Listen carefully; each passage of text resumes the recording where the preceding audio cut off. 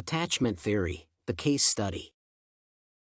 According to the attachment theory proposed by Bowlby, there are several stages of attachment that start to develop in early childhood. In the case of Candy, being born and living for the first 10 months of her life in a dysfunctional family has led to the disruption of her attachment stages.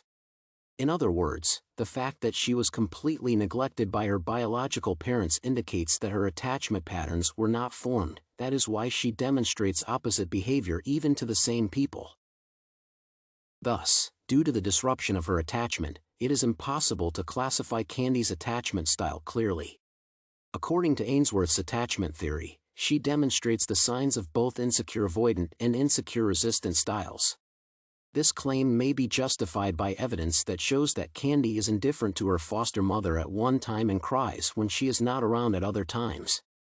Similarly, she hugs and pushes away people who are strangers to her. Due to her early isolation, absence of interactions, and multiple caregivers, Candy could not develop a social reciprocal and mutual emotional attachment with either her biological mother or one caregiver.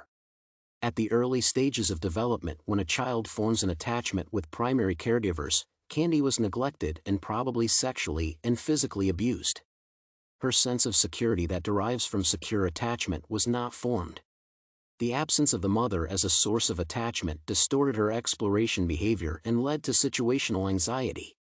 In addition, she did not have an example of socially appropriate behavioral patterns associated with attachment to imitate them.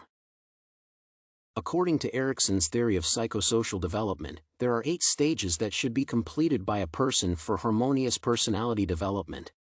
They include trust versus mistrust, autonomy versus shame, initiative versus guilt, industry versus inferiority, identity versus role confusion, intimacy versus isolation, generativity versus stagnation, and ego integrity versus despair. It is obvious that Candy's experience has impacted her first stage, and the absence of attachment has led to heightened insecurity, anxiety, rapid changes in mood, impulsivity, and a lack of trust. That is why Candy's foster parents should understand that the girl's behavior is unintentional and determined by the psychological trauma she had received in her childhood.